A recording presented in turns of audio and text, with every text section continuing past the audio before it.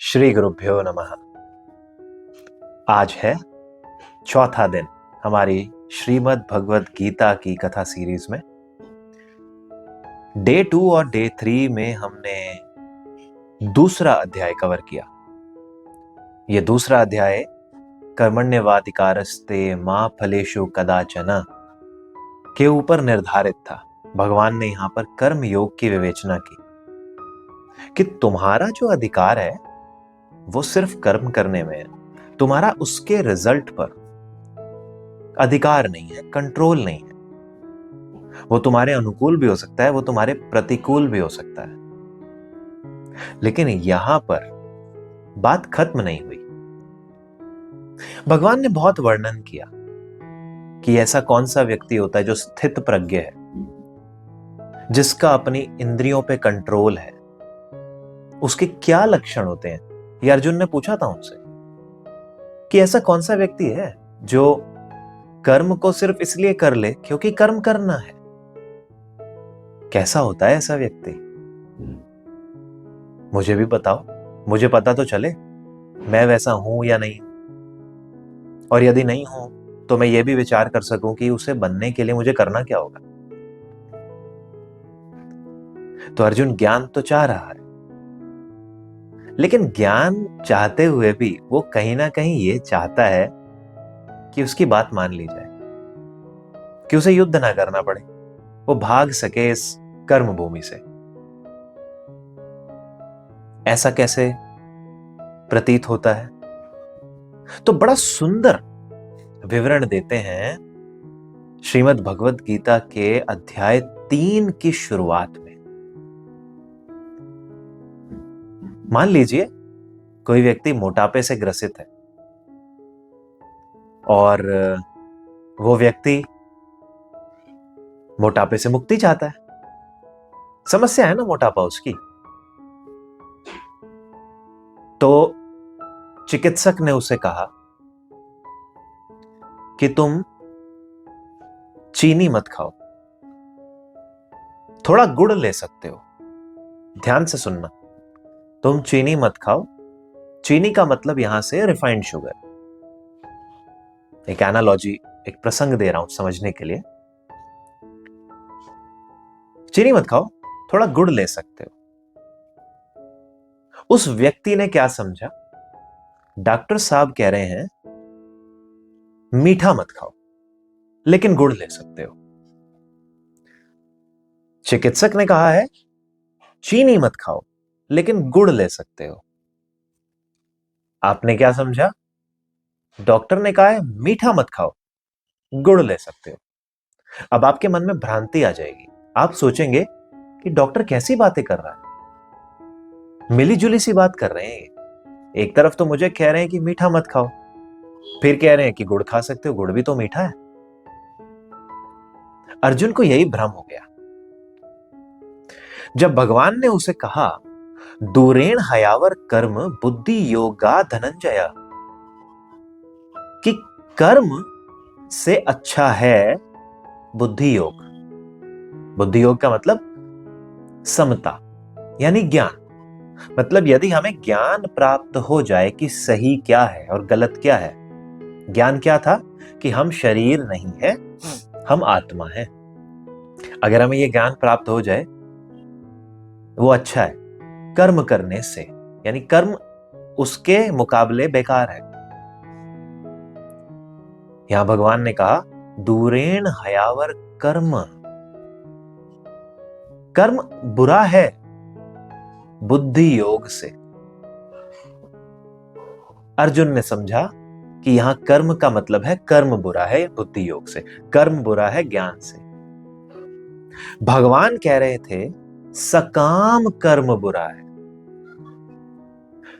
पीछे जो विवरण किया उन्होंने अध्याय 2 में, उन्होंने कहा सकाम कर्म बुरा है। सकाम कर्म का अर्थ है कि हम कर्म करने के बाद फल की चेष्टा करें कि फल ऐसा ही हो। यह बुरा है क्योंकि वो अगर सही हो गया तो आपके मन को बहुत प्रसन्नता होगी और आने वाले समय के लिए आपकी अपेक्षाएं बढ़ जाएंगी। और यदि वो प्रतिकूल रहा तो आप बहुत दुखी हो जाएंगे। फिर आप ये विचारेंगे नहीं कि आपने कर्म ठीक से किया या नहीं, बस आप ये विचारेंगे कि मेरे साथ बुरा हो गया। इसलिए सकाम कर्म की निंदा की गई है, पर अर्जुन ने समझा कर्म की निंदा कर दी भगवान ने। पर अर्जुन ज्ञान तो चाहता है। अर्जुन को यह समझ नहीं आया कि भगवान पोटैटो चिप्स खाने के लिए मना कर रहे हैं, पोटैटो खाने के लिए नहीं। अर्जुन को यह समझ नहीं आया कि भगवान प्रोसेस्ड फूड खाने के लिए मना कर रहे हैं, फूड खाने के लिए नहीं। अर्जुन को यह समझ में नहीं आया कि भगवान डीजल गाड़ी ना चलाने के लिए मना कर रहे हैं, फ्यूल पर गाड़ी ना चलाने के लिए नहीं। बहुत सूक्ष्म है। यदि हमें कोई समझाता है तो हम फिर भी वो ही समझ जाते हैं जो हम समझना चाहते हैं, जिससे हमारा प्रयोजन, हमारा स्वार्थ, सब कुछ हमारा ही सिद्ध हो। वास्तविकता में हमें क्या आवश्यकता है हम उसको नहीं देखते। और ये टीनेज में तो बहुत होता है, आज भी होता है। हमारे भी कभी हमारे माता पिता से मतभेद हो जाते हैं। हम उन्हीं की बातों को, यदि हम अच्छे वक्ता हैं, बोलकर उन्हीं के ही विरुद्ध लगा देते हैं। अपने गुरुजनों से करते हैं ऐसा, अपने पार्टनर से करते हैं हम ऐसा, अपने बॉसेस से करते हैं हम ऐसा, और उसे मन में कहते हैं प्रैक्टिकल होना। ये प्रैक्टिकलिटी नहीं है, ये मूर्खता है। सत्य को सत्य के हिसाब से ही लेना चाहिए। तो भगवान को अर्जुन ने बड़ा विनय करके पूछा। ज्ञान चाहता है ना अर्जुन, ज्ञान चाहना बहुत आवश्यक है। कंफ्यूजन हो जाना, भ्रम हो जाना बहुत सामान्य है, हो जाता है, होना चाहिए। भ्रम होगा तो प्रश्न निकलेंगे, प्रश्न निकलेंगे तो ज्ञान का उद्भव होगा। भगवत गीता का उद्भव भगवान कृष्ण ने नहीं किया, अर्जुन ने किया। यदि अर्जुन बीचों बीच रथ को खड़ा करने क्या कहकर दोनों ओर की सेनाओं को देखकर मन में यह विचार दुर्बलता ना लाता, अपना व्यथा भगवान से ना कहता, तो भगवान उससे यह पूछते भी क्यों कि अर्जुन, इस कायरता को तू कैसे प्राप्त हो गया? ज्ञान तो भगवान ने तब भी नहीं दिया था। ज्ञान तो भगवान ने तब दिया जब अर्जुन ने पूछा कि मैं आपका शिष्य हूं प्रभु, मुझ पर कृपा करो, मुझे बताओ मेरे लिए क्या अच्छा है। तब भगवत गीता का उदय हुआ, और वो एक ही क्षण में खत्म भी हो जाती, लेकिन अर्जुन को प्रश्न थे। यह हमारी पद्धति रही है। हमारे जितने भी ग्रंथ निकले हैं लगभग, वो सब गुरु और शिष्य के बीच की चर्चाओं से निकले। इतनी संहिताएं हैं, चर्चाओं से निकले। प्रश्न पे प्रश्न, श्रीमद् भागवत, यहां प्रश्न चल रहे हैं। महाराज परीक्षित पूछ रहे हैं शुकदेव मुनि से, और बताइए ये कैसे हुआ, वो कैसे हुआ। मां पार्वती भगवान शंकर से पूछ रही हैं, ये बताइए, वो बताइए, ये कैसे हुआ, वो कैसे हुआ। उससे हमें इस कल्प की रामायण मिलती है। गरुड़ जी काकभूषुंडी से पूछ रहे हैं, ये बताइए, वो बताइए, कैसे हुआ। मुझे बड़ा संशय है, कैसे वो राम जो पर ब्रह्म है, इतना शक्तिशाली है, कैसे वो नागों में लिपटा हुआ लगभग मृत सा पड़ा है। इतना शक्तिशाली ब्रह्म नागों में लिपटा हुआ है, व्यथित है, दुखी है, भाई की मृत्यु न हो जाए इसलिए शोक प्रकट कर रहा है, रोता रोता बावरा फिर रहा है अपनी स्त्री के लिए। वो ब्रह्म,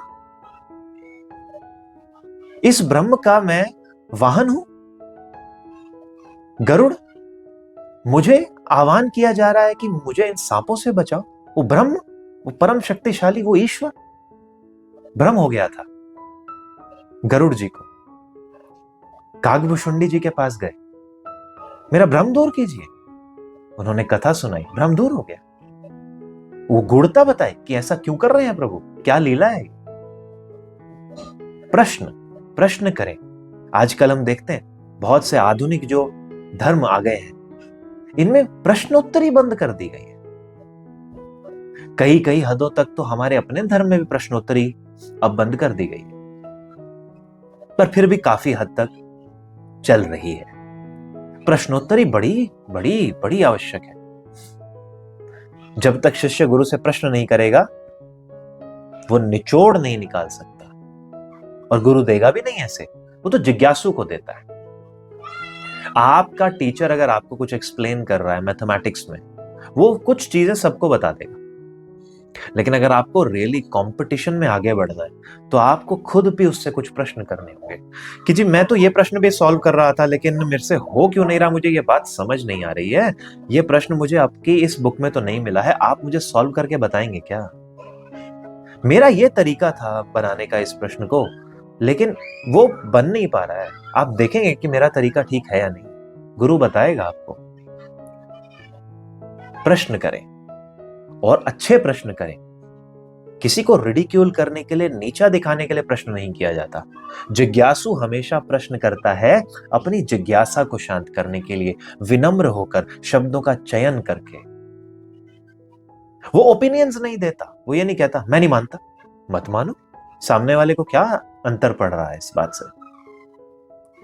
पर अर्जुन जानना चाहता है, इसलिए अर्जुन ने भगवान से पूछा कि आपकी बातें बहुत मिलीजुली लग रही हैं मुझे प्रभु, मेरा संशय दूर कीजिए ना, संशय दूर कर दो। शायद भगवान थोड़ा हंस दिए होंगे और फिर वो बोले, लोके अस्मिन द्विविधा निष्ठा पुरा प्रोक्ता मया नघ। मया नघ, हे अनघ, हे निष्पाप, मेरे द्वारा दो प्रकार की निष्ठाएं कही गई हैं। पहले ज्ञान योगेन सांख्याना। कौन सी हैं दो निष्ठा? ज्ञान योग और सांख्य योग। कर्म योगेन योगिना। कर्म योग। दो प्रकार की निष्ठाएं कही गई हैं। एक तो सांख्य निष्ठा जिसे ज्ञान योग भी कहते हैं, और एक कर्म निष्ठा या योग निष्ठा जिसे कर्म योग भी कहते हैं। भगवान कृष्ण अर्जुन को उत्तर दे रहे हैं कि अर्जुन, मैंने दो प्रकार की बातें कही हैं तुमसे पहले, मैं तेरी इस दुविधा को दूर किए देता हूं। पहला तो है ज्ञान योग। क्या है ज्ञान योग? ज्ञान योग का अर्थ है जानना, नोइंग। क्या जानना? कि हम जो भी कर रहे हैं वो गुणों की वजह से हो रहा है।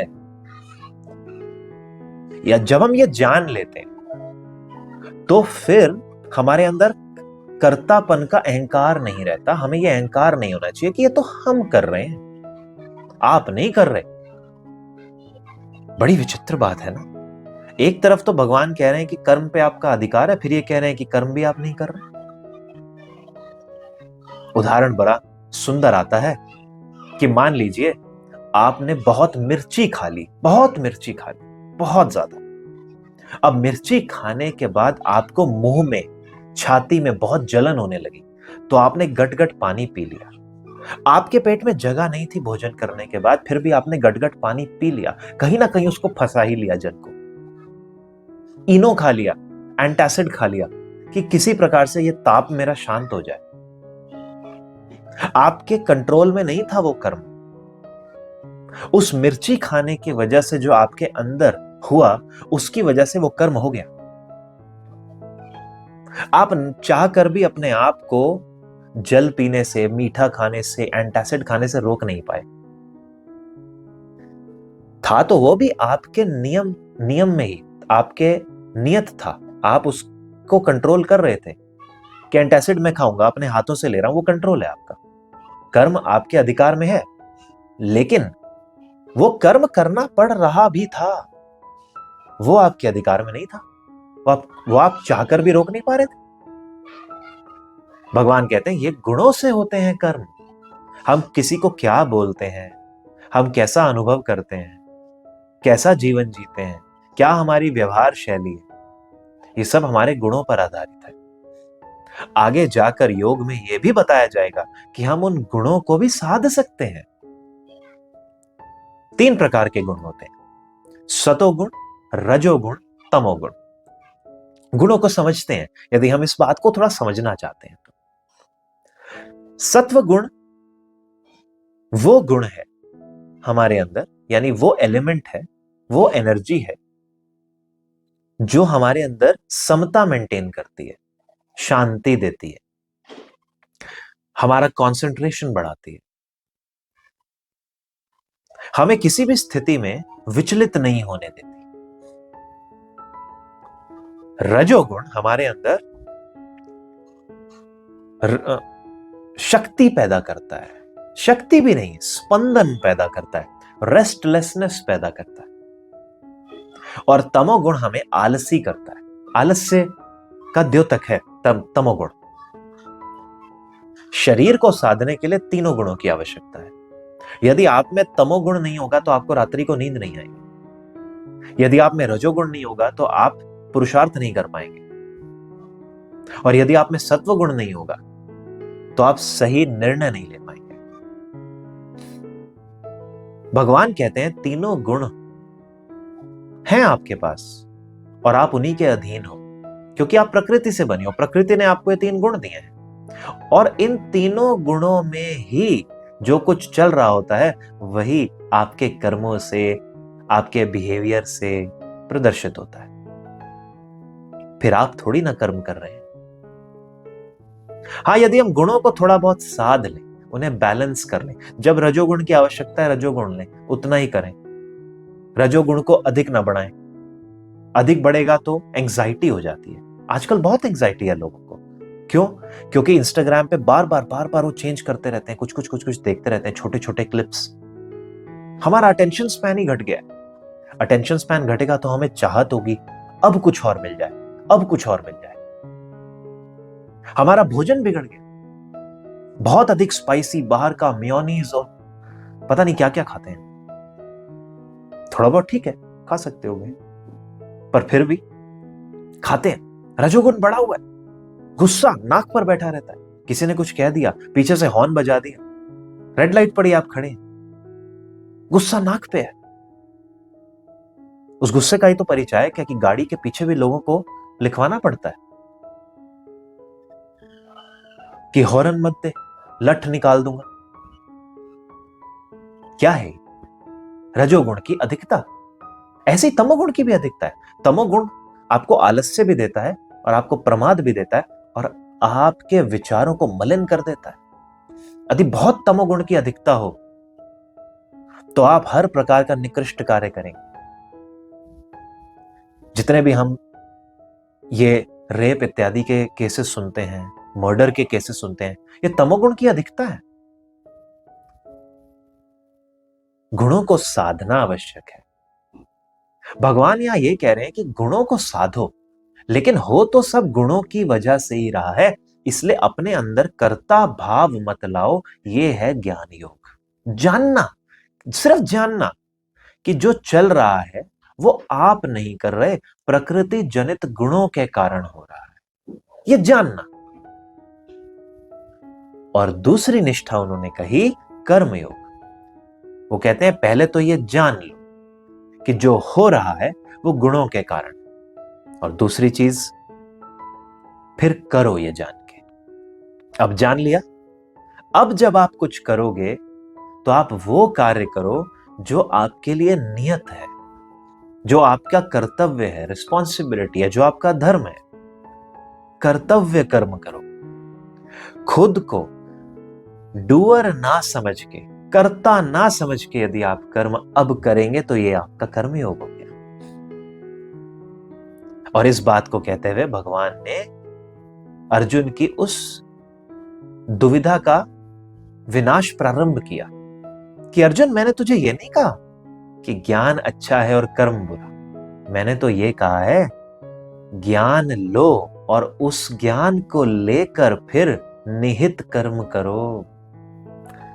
खुद को कर्ता न मानो। जब आप ऐसा कर्म करेंगे तो वो कर्म लगेगा नहीं। कितनी सुंदर बात कही।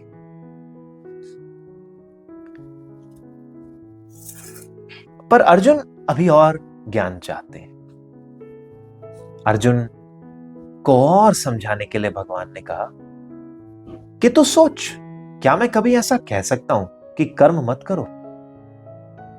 कर्म किए बिना तो कोई रह ही नहीं सकता। जो व्यक्ति प्रकृति से बना है वो कर्म किए बिना रह ही नहीं सकता। मैं अभी बोल रहा हूं, ये कर्म है, क्या मैं रह सकता हूं उसके बिना? मैं श्वास ले रहा हूं, हमें पता ही नहीं चलता कभी कभी श्वास ले रहे हैं, वो कर्म है।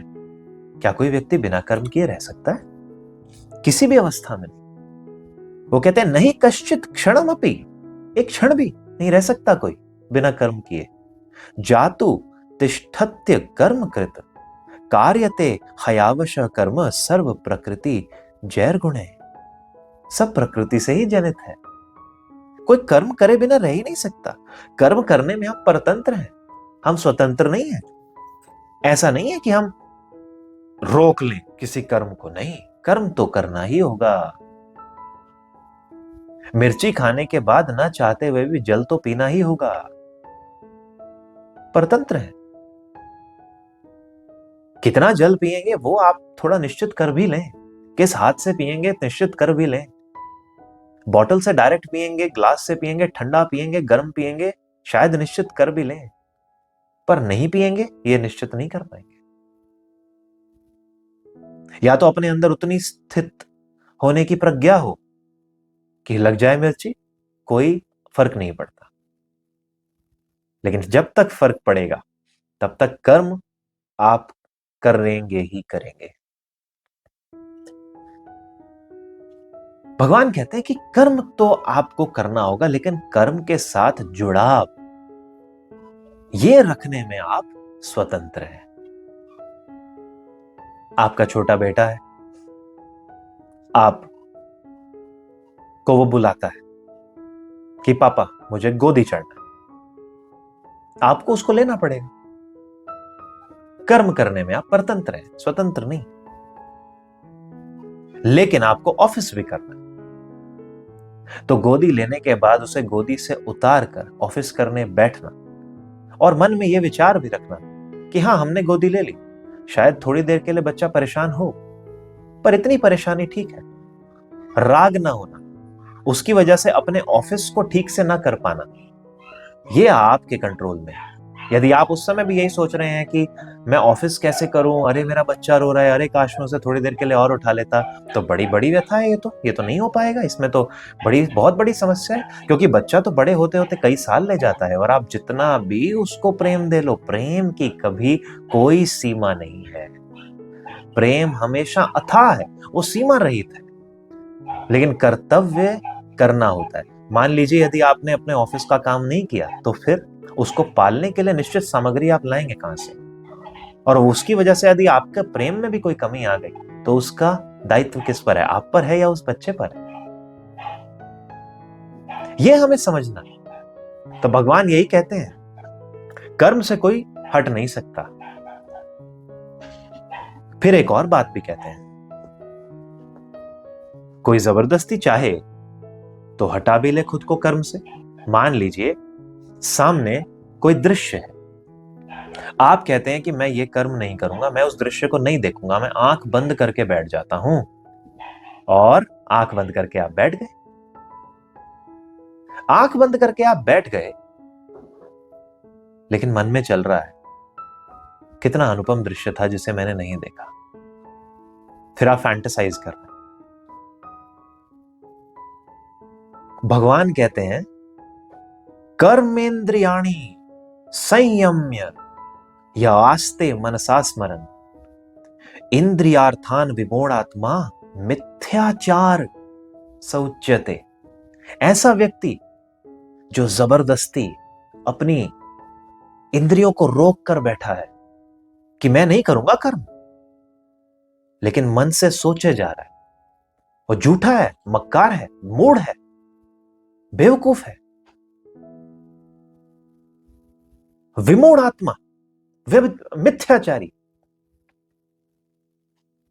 और यही संसार में तो होता है। हम जब सुनते हैं कि ओह कितना अच्छा व्यक्ति है ये, बाद में पता चलता है इसने तो बड़े गलत कर्म किए हुए। तो कैसे बाद में पता चलता है? उस समय पर तो वो रोक लेता है कुछ समय के लिए अपने इंद्रियों को, पर मन में जो विचार चल रहा है वो कभी तो आएगा। आजकल जो शादियां हो रही हैं, खासकर जो वेबसाइट्स के थ्रू शादियां हो रही हैं, मेरे संपर्क में मैंने ऐसा काफी देखा है कि उनमें से बहुत शादियां टूट भी जाती। कारण बहुत जल्दी पसंद किया किसी को कुछ मापदंडों पर, फटफट शादी कर दी। यह जानना ही नहीं कि उसका संस्कार कैसा है, किस प्रकार की वैल्यूज वो लेकर आ रहे हैं, नहीं करी। यह बहुत अच्छी बात है कि यदि आप किसी से विवाह करना चाहते हो तो एकदम से ना करें, कितना भी जान पहचान का हो, थोड़ा समय दें, कुछ मिले, बार बार मिले, अलग अलग जगहों पर मिले। कभी ना कभी वो व्यक्ति अपना सही रूप दिखलाएगा। यदि वो रूप आपको लगे कि हाँ ये ठीक है, तब विवाह के बंधन में यदि बंधेंगे तो उसकी स्थिति बहुत अच्छी है, उसकी प्रोबेबिलिटी बढ़ जाएगी। लेकिन डेस्परेशन में, उत्सुकता में यदि विवाह कर भी लिया तो हो सकता है कि वो आपके काम ना आए। मिले। मेरा तो ये मानना है कि पहले मीटिंग से लेकर 6 महीना कम से कम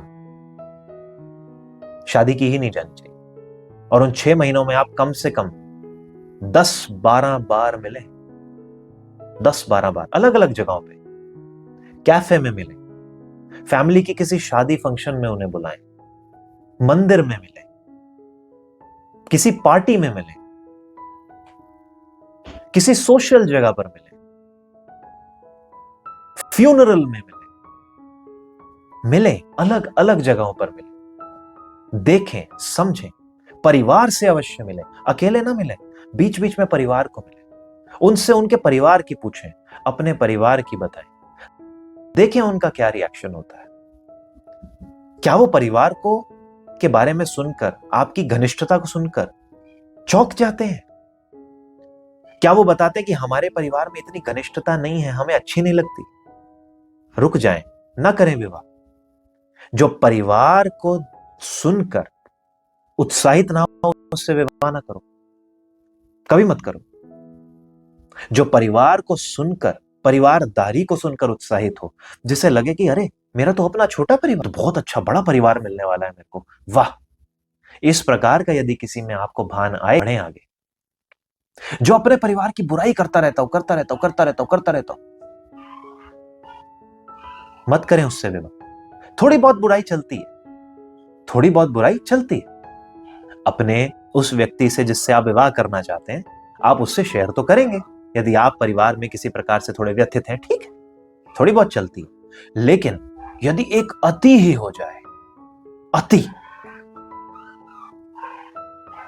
ध्यान रखें, हो सकता है कि समस्या आए, समय दें, 6 महीना, 8 महीना। यदि वो 6-8 महीना आराम से निकल गए, फिर इस बात की संभावना कम है कि वो व्यक्ति 6-8 महीने तक खुद को संभाल के बैठा हुआ था और बाद में फूटा। नहीं, फूट भी सकता है, कुछ कह नहीं सकते, पर अपनी ओर से इतना ध्यान अवश्य रखना चाहिए जब विवाह करना है। और आजकल के समय में ये जो इंद्रियों का बाहर से संयम है लेकिन अंदर से संयम नहीं है, इसको हमने बहुत नॉर्मलाइज कर दिया।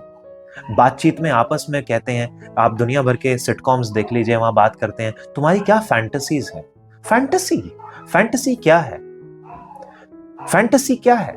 फैंटेसी का मतलब है कि आप क्या सोच रहे हैं, आपका मन किस ओर तक जा रहा है, यह है फैंटेसी। और यह फैंटेसी ज्यादातर बात उस तरीके से की जाती है जब अंतरंग संबंधों की बात हो रही होती है कि तुम्हारी क्या फैंटेसीज है। कितना नॉर्मलाइज कर दिया है इस चीज को कि हाँ जी,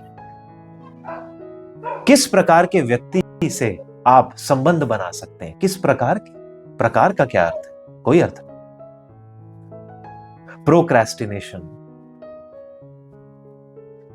विचित्र विचित्र प्रकार के बेकार के काम करना, ये सब इसी वृत्ति का ही उदाहरण है कि नहीं, मन से कुछ भी चलता रहे, दुनिया को क्या पता लगेगा?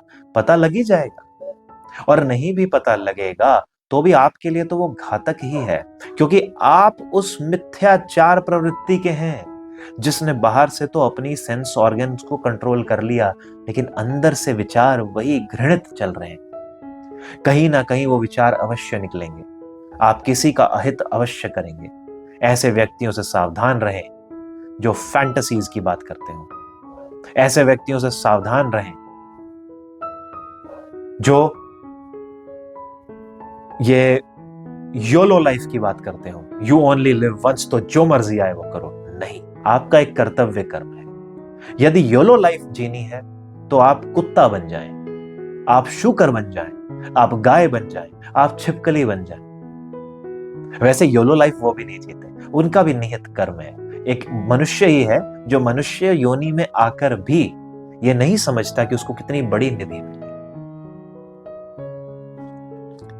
तो भगवान कहते हैं कि ये जो कर्मेंद्रियाणि संयम्य या आस्ते मनसा स्मरण, मन से जो स्मरण कर रहा है लेकिन बाहर से संयम रखा हुआ है कर्मेंद्रियों पे, ऐसा व्यक्ति मिथ्याचारी है। अब ये कर्मेंद्री क्या है? तो यहां भगवत गीता में कर्मेंद्रियां मतलब कर्मेंद्रियां और ज्ञानेंद्रियां दोनों। वैसे एक आम बात में 5 कर्मेंद्रियां होती हैं और 5 ज्ञानेंद्रियां होती हैं।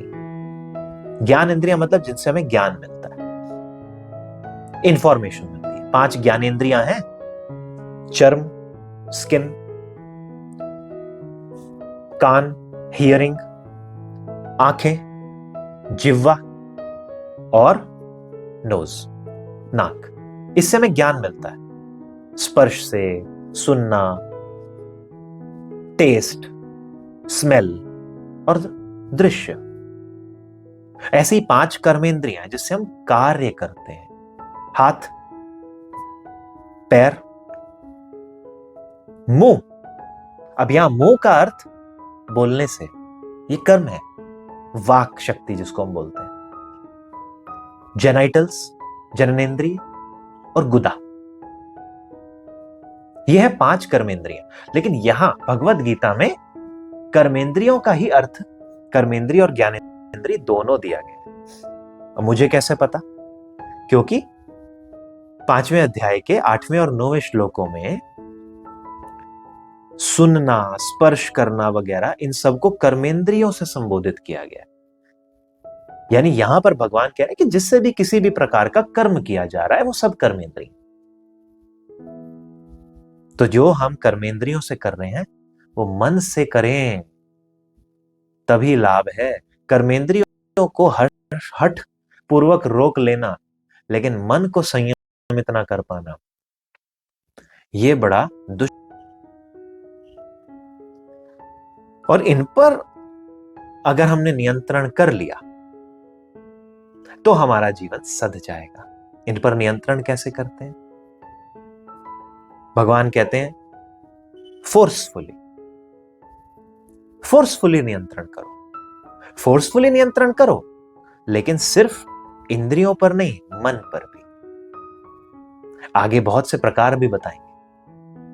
और फिर भगवान ये भी कहते हैं कि जिसका इस पर पूरा नियंत्रण हो गया ना, उसे कर्म करने की कोई आवश्यकता ही नहीं रह जाएगी, कोई आवश्यकता नहीं रहेगी। लेकिन जब तक नियंत्रण नहीं हो रहा तब तक तो कर्म करना है, क्योंकि वो इनएविटेबल है, वो होगा ही होगा। अब यहां भगवान एक बड़ी उत्तम बात बताते हैं। वो कहते हैं कि तुम मनुष्य हो, उसको तो छोड़ो 1 मिनट के लिए। जब ब्रह्मा जी ने सृष्टि बनाई थी तो उन्होंने कर्म का विधान ही ऐसा बनाया कि सभी को कर्म करना पड़ेगा। देवता और मनुष्य जब ब्रह्मा जी ने बनाए तो उन्होंने देवताओं और मनुष्यों को कहा कि आप आपस में एक दूसरे की हेल्प करना, सिम्बायोटिक रिलेशनशिप रखना। कैसे रखेंगे? हम यहां जितनी भी सुविधा प्राप्त करते हैं, धन के रूप में, सेहत के रूप में, अग्नि, जल, पवन, जितनी भी सुख सुविधाएं, औषधि प्राप्त करते हैं वो देवताओं के कारण आती है। देवता मतलब वो शक्तियां जो इन सब का संचालन करती हैं। हम उन शक्तियों के बिना नहीं रह सकते, बिल्कुल नहीं रह सकते। यदि हमें कर्म करना है अपना, तो हमें उसके लिए सामग्री की तो आवश्यकता है, और सामग्री का आधिपत्य देवताओं का है। लेकिन देवता आपको सामग्री क्यों दे? आपको भी तो देवताओं को कुछ देना होगा, तो आपको देवताओं को भोजन देना होता है, और देवताओं का भोजन है यज्ञ की आहुति। क्योंकि देवताओं के हमारे प्रकार के स्थूल शरीर नहीं होते, कि जो व्यक्ति देवताओं को नहीं देता यज्ञ आदि के द्वारा, बस देवताओं से लेता रहता है, वो चोर है। चोर, इस शब्द का प्रयोग किया है भगवान ने, चोर है वो। आधुनिक संसार के परिवेश में भी इस बात को लागू किया जाना चाहिए। हम जिस कम्युनिटी में, जिस देश में पैदा हुए हैं, जिस सोसाइटी का संरक्षण पाकर हम बड़े हो रहे हैं, ग्रो कर रहे हैं, हमें उसे देना चाहिए। यदि हम खुद ही खाए जाएंगे, खुद ही खाए जाएंगे, खुद ही खाए जाएंगे, तो हम चोर हैं, और वो लगेगा भी नहीं। और उल्टा आप उस कर्म को बैलेंस भी नहीं कर रहे। भाई आपने तो किसी का खा लिया, लेकिन उसको दिया तो नहीं।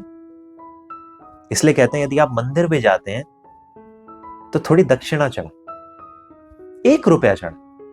चलो पैसा नहीं है तो पुष्प चढ़ा दें, पुष्प नहीं है तो श्रद्धा सुमन चढ़ा दें कि हाँ जी मैं आ गया शरण में, मेरी शरण ले लो और मुझको आशीर्वाद दे दो। और दूसरी ओर यदि थोड़ी दक्षिणा चढ़ाते हैं तो मंदिर की जो व्यवस्था है वो सुचारू रूप से चलती रहती है।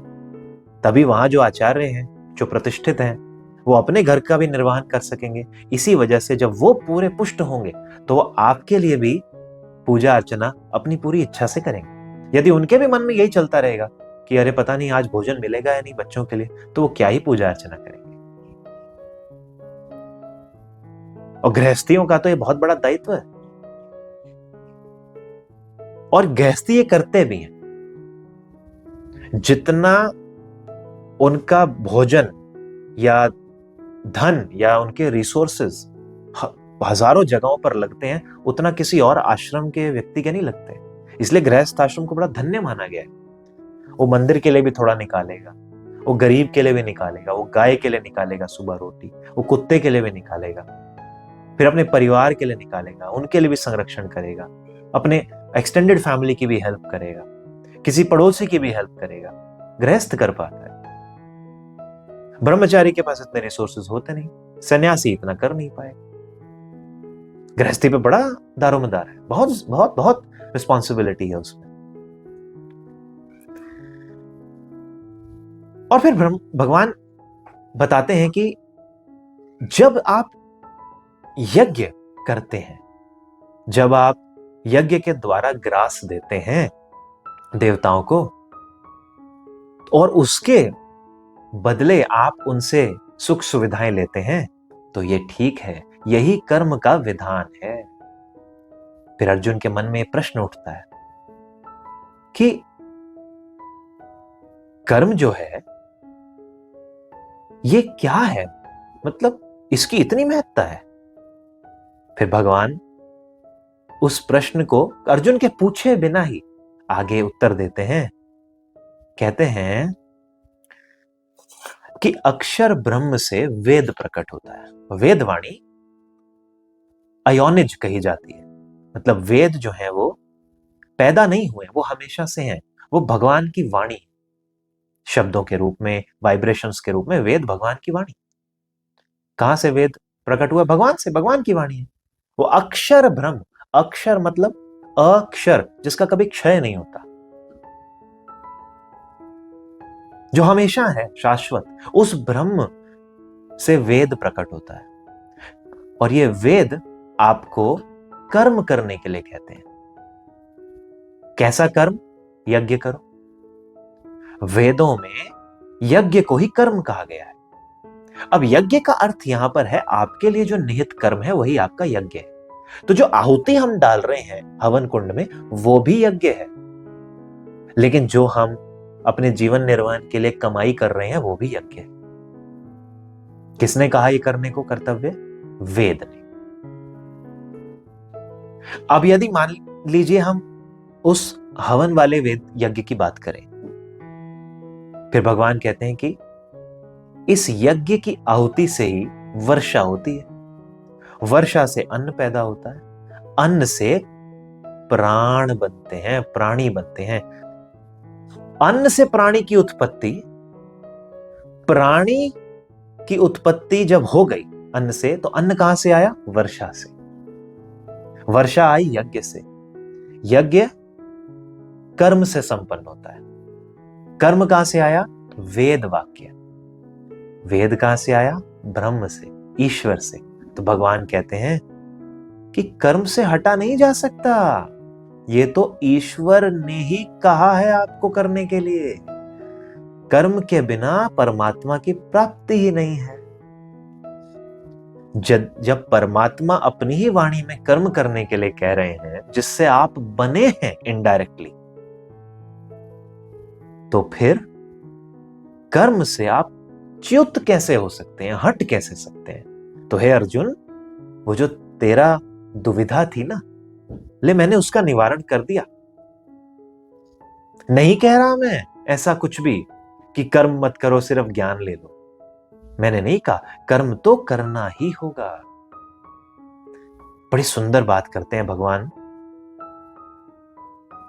कि कर्म उस व्यक्ति के लिए निहित नहीं है जो सब कुछ प्राप्त कर चुका हो, जिसकी मन, जिसकी इंद्रियां, सब कुछ जिसके हाथों में, जिसके वश में हो, उसे कर्म करने की आवश्यकता नहीं है, लेकिन फिर भी उसे कर्म करना चाहिए।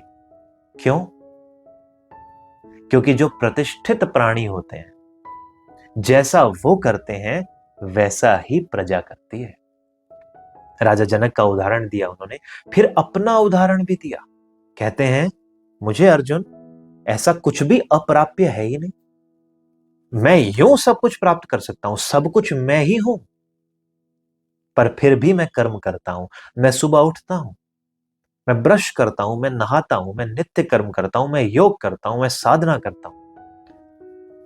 सारा दिन मैं डिप्लोमेटिक कामों में लगा रहता हूं, कभी इधर ट्रैवल कर रहा हूं, कभी उधर ट्रैवल कर रहा हूं, कभी हस्तिनापुर जा रहा हूं, कभी मथुरा जा रहा हूं, कभी द्वारका में बैठा हूं। कभी किसी का पत्र आ रहा है कि मुझे बचा लो, कभी किसी का पत्र आ रहा है मुझे बचा लो। सब कर रहा हूं।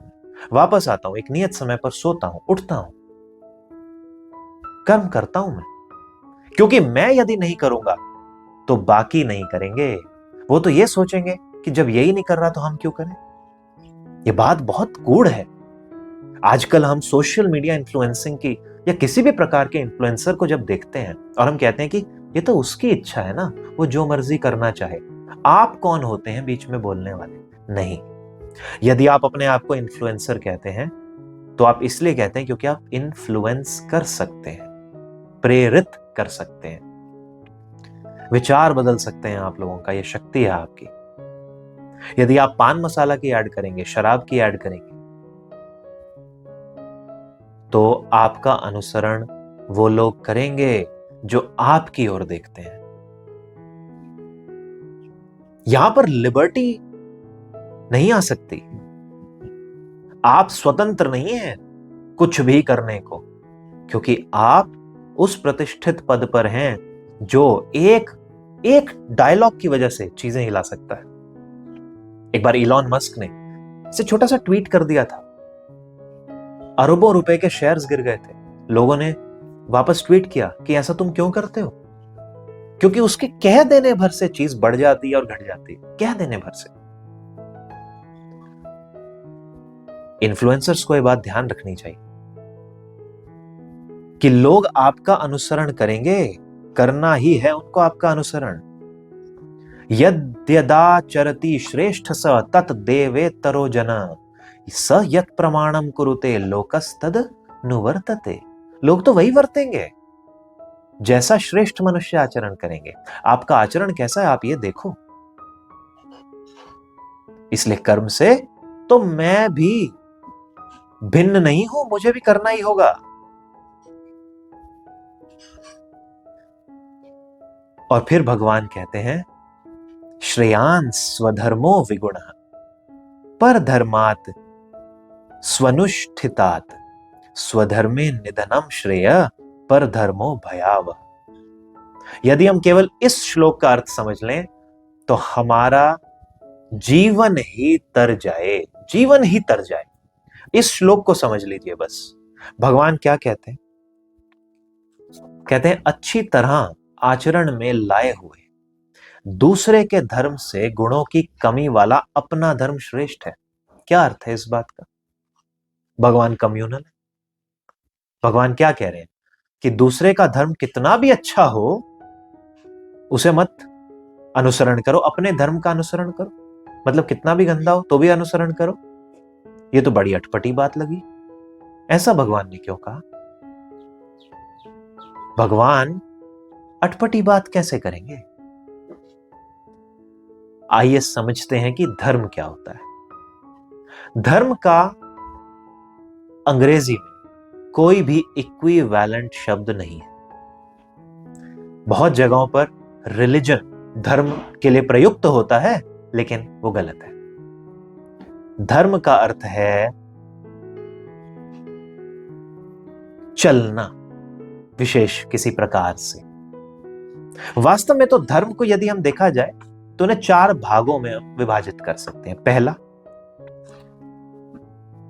मानवता के क्या कर्तव्य हैं, ये एक धर्म है। धर्म का अर्थ है क्या किया जाए मानवता के कर्तव्यों के रूप में। मान लीजिए आपके सामने कोई निर्दोष व्यक्ति खड़ा है,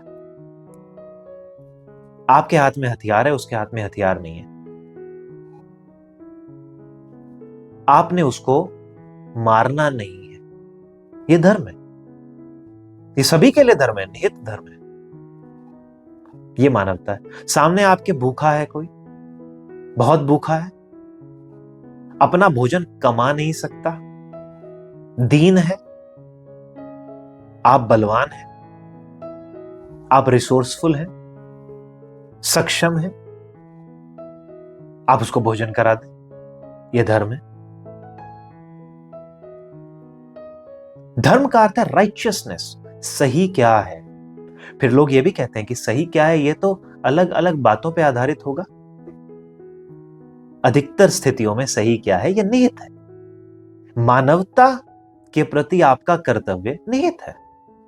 दूसरा धर्म है आपके वर्ण के अनुसार आपका क्या कर्तव्य है वो करना। अब यहां वर्ण का अर्थ है आपकी जितनी भी रिस्पॉन्सिबिलिटीज है।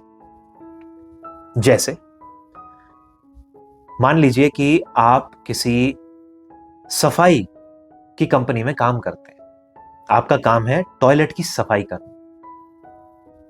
यदि आप वो नहीं करेंगे तो आप अपने धर्म से हट रहे हैं। लेकिन उसी कंपनी में किसी का काम है फाइल को साइन करके आगे पहुंचाना। अब यदि आप ये कहें मैं तो टॉयलेट की सफाई नहीं करूंगा, ये फाइल वाला क्यों नहीं करता? वो उसका धर्म नहीं है, वो उसका काम नहीं है। जो काम आपका है वो आपको करना होगा। ऐसे ही फाइल वाले का काम आप नहीं कर सकते। जो निश्चित काम आपके लिए तय हो गया वो करना धर्म है। यहां पर धर्म का अर्थ है कि हर चीज धर्म से चलती है। सूर्य का उदय होना धर्म है। अब यहां उदय होने का अर्थ सूरज का उगना, साइंटिफिक टर्म्स में तो सूरज उग नहीं रहा है, पृथ्वी घूम रही है। तो पृथ्वी का अपनी धुरी पर घूमना और फिर सूर्य के चारों ओर चक्कर लगाना ही उसका धर्म है। पृथ्वी क्या ये कहती है मैं नहीं करूं, या सूर्य ये कहता है कि नहीं हम तुम्हें अब और अग्नि और गर्मी नहीं देंगे, या एक सोलर फ्लेयर लेकर मैं धरती पर क्यों ना मार दूं। धरती की धुरी निश्चित है पूरी सूर्य से, जाने कब से निश्चित है, वही है। धर्म है। स्त्रियों के मासिक धर्म को भी धर्म कहा जाता है। धर्म है ये, निहित कर्तव्य होना ही है। अब आजकल खासकर यूनाइटेड स्टेट्स में हम देख रहे हैं, और भी बहुत ऐसे देश हैं जहां ये हो रहा है कि लड़के ऑपरेशन करा के लड़कियां बन रहे हैं, लड़कियां ऑपरेशन करा के लड़का बन रही हैं। या आप अपने धर्म से हट रहे हैं। धर्म का अर्थात जिस काम को करने के लिए आप निहित हैं। फिर हम कहते हैं कि क्या पुरुष बच्चों को पैदा नहीं कर सकते? नहीं कर सकते। और पुरुष यदि बच्चों को पैदा कर रहे हैं तो पहले आप उन्हें स्त्री ही बना रहे हैं, आप धर्म से हट रहे हैं। अब यहां इसका यह अर्थ नहीं है हर कोई व्यक्ति अपने प्रेम के लिए स्वतंत्र है कि हां, हम जो है स्त्री होकर हमें स्त्री ही पसंद है या पुरुष होकर हमें पुरुष ही पसंद है, वो ठीक है, होगा। किंतु आप अपनी बेसिक बायोलॉजी के साथ चेंजेस कर रहे हैं, इसका कोई अर्थ नहीं है, यूजलेस। ये धर्म नहीं है। धर्म का अर्थ है कि आपके लिए जो निहित है, आप जैसे भी इस संसार में आए, आपको जैसे भी रहना है, आप रहें वैसे। लेकिन जिस तरीके से आप संसार में आए वैसे तो रहें। यदि आप बदलाव ही कर रहे हैं तो आप उस ईश्वर को ही उलट कर रहे हैं, और जो अपने को ही सम्मान नहीं कर पाया जैसा वो आया है, फिर उसका क्या लाभ? यदि आपको कोई डिसेबिलिटी है, हाथ नहीं है किसी के, पैर नहीं है किसी के, तो आप वो लगवा सकते हैं, वो ठीक है। यहां ये नहीं माना अच्छा जैसे आयो वैसे ही है। हर धर्म, यहां वर्ण का अर्थ यही है, हर चीज के लिए सब कुछ निहित है। हम ऐसा नहीं कह सकते कि अच्छा जब कोई व्यक्ति ऑफिस से छोटा मोटा कागज या पेन उठा लेता है, उसके ऊपर कोई बात नहीं होती, तो मैंने 10 करोड़ का सोना चुरा लिया तो मुझे जेल क्यों हो रही है? अरे मूर्ख, एक पेन और सोने में फर्क नहीं समझ आता? गलत तो दोनों ही है, पर उसकी गलत की एक लिमिट तो है, वैल्यू तो है।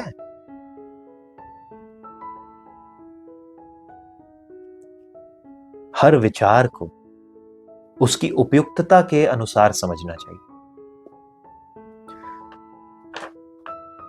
तो भगवान ये कहते हैं कि जो दूसरे का धर्म अच्छा लग रहा हो ना अगर, तो भी उसका आचरण मत करो। क्यों? क्योंकि वो लग रहा है।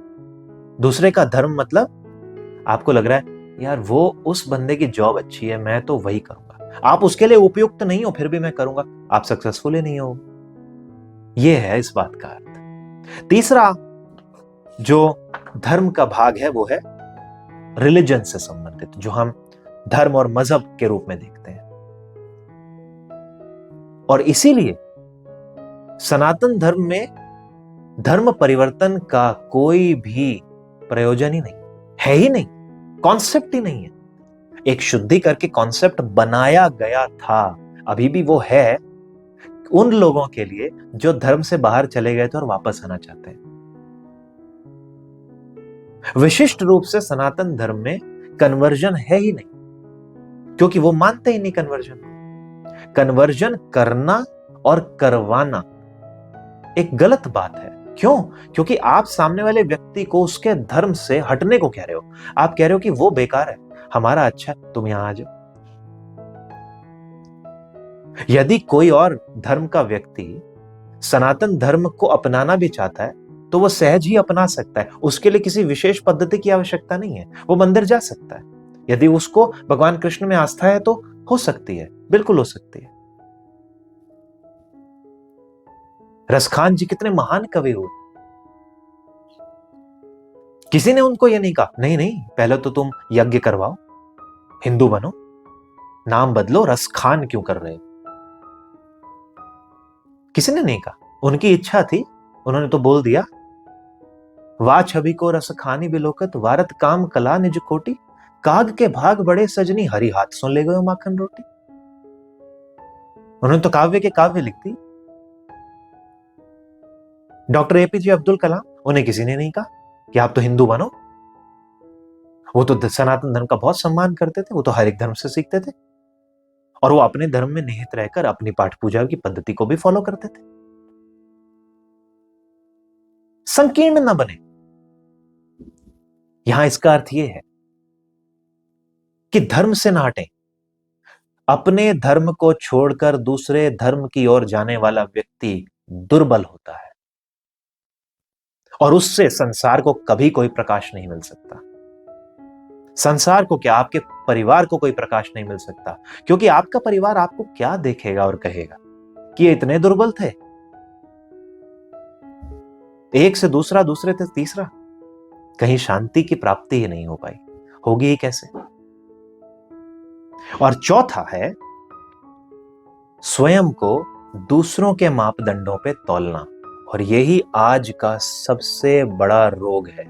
इंस्टाग्राम पे हमने देखा, किसी ने कोई फोटो डाली ऐसे करके, ये तो बहुत प्रसन्न है, अरे ये तो फलां जगह घूमते हैं, हमें भी जाना चाहिए, घर में कलह कर लिया। फिर बाद में पता चला वो इंस्टाग्राम वाला व्यक्ति तो सुबह उठकर सिर्फ फोटो ही खिंचाने के लिए इतना काम कर रहा था, ऐसे कोई सुखी नहीं। एक दूसरे के प्रेम अंतरंग दृश्यों की फोटो डालते थे, वो कितने प्रसन्न है। घर में आपने कलह कर लिया, हम भी डालेंगे जी, क्यों डालेंगे। दूसरों को देखकर अपनी खुशियों का आकलन करना, यही सबसे बड़ा कारण है डिप्रेशन का। धर्म से हट जाना, दूसरे का धर्म देख रहे हैं, दूसरे का क्या देख रहे हैं, अरे वो तो बहुत अच्छा कर रहा है, वैसा करते हैं, वैसा, अरे नहीं नहीं नहीं वैसा करते हैं, अरे आज 10,000 लाइक्स आ गए, मुझे तो 40,000 चाहिए थे, अरे रे वैसा करते हैं। भगवान ने यही कहा, दूसरों को मत कॉपी करो, अपने धर्म में मरना भी कल्याणकारक है और दूसरे का धर्म भय को देने वाला है। यदि आप कॉपी करते रहेंगे, यदि आप सिर्फ अनुसरण करते रहेंगे, तो आपको कोई शांति नहीं मिलेगी, आपको भय आएगा, आपको कोई दिशा नहीं मिलेगी। धर्म से ना च्युत हो, धर्म से ना हटें, अपने धर्म में रहकर कार्य करें, जो आपका निहित धर्म है। यदि आपको नहीं पता आपका निहित धर्म क्या है, अपने गुरुओं से पूछें, अपने माता पिता से पूछें, बड़ों से पूछें। बड़ों पे विश्वास ना हो तो कुछ ज्यादा बड़ों से पूछें। विचारशील होकर कार्य करें। फिर अर्जुन कहते हैं, मैं समझ गया प्रभु, मैं समझ गया कि मनुष्य के हाथ में कर्म शायद पूरी तरीके से नहीं है। मैं समझ गया कि गुणों से हमारी जो प्रकृति है उससे हमारे कर्म चल रहे हैं। मैं समझ गया पाप नहीं करना चाहिए, मैं समझ गया कि गलत कार्य नहीं करना चाहिए, मैं समझ गया इंद्रियों को काबू में रखना चाहिए, मन से भी और शरीर से भी, मैं समझ गया। पर मैं ये नहीं समझा कि यदि मनुष्य पाप नहीं करना चाहता तो भी पाप करता क्यों है। भगवान कृष्ण बड़े प्रसन्न हुए होंगे मन मन, कितने अच्छे प्रश्न पूछ रहा है कि हाँ हाँ समझा तो हम सबको सकते हैं, मैंने अभी अभी आपको कुछ समझाया, आपको समझ आया, कल हो सकता है आप जाके फिर से कुछ गलत काम कर दें। समझ तो आपको है, ज्ञान तो है कि मीठा नहीं खाना है आपको, डायबिटीज है तो फिर भी खा लेते हैं। क्यों खा लेता है मनुष्य ऐसे, क्यों कर लेता है पाप कर्म, ये जानते हुए कि उसको पाप कर्म नहीं करने चाहिए, क्यों कर लेता है। भगवान कृष्ण बहुत सिंपल सा उत्तर देते हैं उसको, अर्जुन वो इसलिए करता है क्योंकि उसको कामना है, उसको चाह है, काम के कारण इच्छा, ये भी कर लो ट्राई। और पाप की इच्छा तो सर्वाधिक अधिक रहती है क्योंकि वो बहुत टेम्पटिंग लगता है। भगवान कहते हैं कि रजोगुण से काम उत्पन्न होता है, रजोगुण एक्टिविटी से काम उत्पन्न होता है, कामना यानी कि कामना कुछ इच्छा करने की उत्पन्न होती है। अब कामना जैसे ही उत्पन्न हुई, अब आपको उसको पूरा करना होगा, और अगर नहीं कर पाए तो आपको क्रोध आएगा, गुस्सा आएगा, एंग्री हो जाओगे, और यही आपका सबसे बड़ा शत्रु है। ये जो क्रोध है ना, ये आपकी नॉलेज को हटा देता है। मान लीजिए आपको किसी पे गुस्सा आ गया, आपने उसका सर फोड़ दिया, गुस्सा जब शांत हुआ आपको पता चला अरे मैं तो जानता था कि सर नहीं फोड़ना था, ये तो मर गया। आपकी विवेक को हर लेता है गुस्सा। क्रोध बहुत बहुत बहुत घातक है। क्रोध का मतलब यह नहीं है कि आप क्रोध न करें, कोई आपको मार के चला जाए तो आप क्रोध न करें, नहीं। क्रोध का अर्थ यह है आपके चेहरे पर, आपके भाव पर, आपके मन से आपका संतुलन नहीं हटना चाहिए। आपको अगर किसी का अहित करना है, यानी उसको पनिशमेंट देनी है, उसको दंड देना है, जरूर दें, सोच समझकर कैसे दिया जा सकता है वो दंड दें। उस समय क्रोध करके कोई लाभ नहीं होगा, हानि जरूर होगी, क्योंकि वो आपके विजडम को, आपके विवेक को हर ले। फिर भगवान कहते हैं, अच्छा, कामना से क्रोध आता है। कामना कहां से आती है? इंद्रियों से। मुझे एक और एपिसोड देखना है, ये मेरी कामना है। कौन सी इंद्रिय से आई? आंख से। मुझे एक और गोलगप्पा खाना है, कामना कहां से आई? जिह्वा से, इंद्रिय से। नहीं मिलेगा, दुखी हो जाएंगे। अरे खाने में नमक नहीं है, कामना कहां से आई? जीभ से। हट, मुझे नहीं खाना। कितने घरों में कलह का कारण सिर्फ इतना है कि खाना थोड़ा सा जल गया। शिकायत कर सकते हो, शिकायत तो कर ही लेनी चाहिए, घर पे नहीं करेंगे तो किससे करेंगे, पर शिकायत ही होनी चाहिए। क्रोध का क्या काम? क्रोध नहीं होना चाहिए। क्रोध की भी एक लिमिट है, किस से किस लेवल पे क्रोध करना है, जो आपकी बुद्धि ना हर ले। तो इंद्रियों से कामना का जन्म होता है, उससे क्रोध आपके विवेक को हर लेता है। तो इसलिए अपनी इंद्रियों पे कंट्रोल करें तो आपका कामनाओं पे कंट्रोल हो जाएगा। कामनाओं पे कंट्रोल हो गया तो क्रोध पे कंट्रोल हो जाएगा। क्रोध पे कंट्रोल हो गया तो बस फिर आप पाप का आचरण नहीं कर पाएंगे और जीवन आपका सुंदर हो जाएगा। और इस पर भगवान तृतीय अध्याय को विराम कर देते हैं। कर्म का सिद्धांत अभी भगवान ने पूर्ण नहीं किया है, थोड़ी देर का शायद विश्राम लिया,